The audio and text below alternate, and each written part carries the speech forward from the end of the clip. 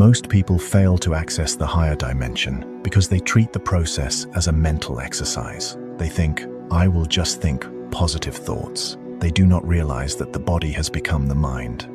For the last 10, 20, maybe 30 years, you have memorized the feeling of suffering. Every time you thought a stressful thought, your brain produced a chemical signature: cortisol, adrenaline, norepinephrine, and your body consumed it. Your cells have receptors. These receptors are like tiny mouths. For decades, you have been feeding them the chemicals of victimhood, the chemicals of rush, the chemicals of fear.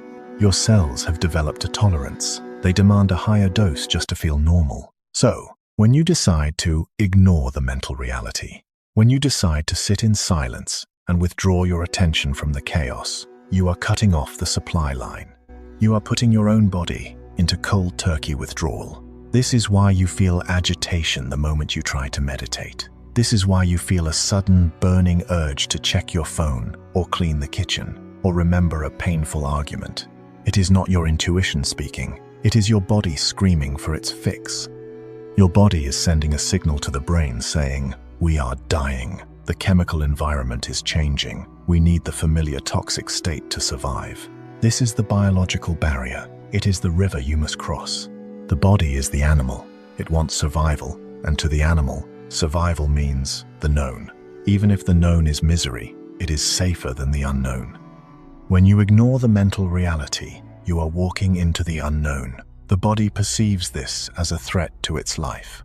It will try to sabotage you. It will create physical pain. It will create phantom itches. It will generate a sudden wave of intense boredom. Do not be fooled. This is the death rattle of the old self. This is the ego fighting for its existence.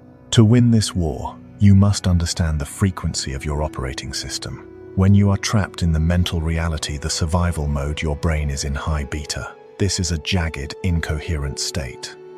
It is like driving a car in first gear with the pedal floored. You are consuming massive amounts of energy just to stand still. In high beta, the door to the subconscious is locked. You cannot reprogram your biology from here. You are locked outside the command center. To access the higher dimension, you must slow the machine down. You must move from beta into alpha and eventually into theta. Alpha is the bridge. It is the state of imagination, the daydream. But theta? Theta is the key. Theta is the frequency of the hypnotic state. It is the twilight zone between being awake and being asleep.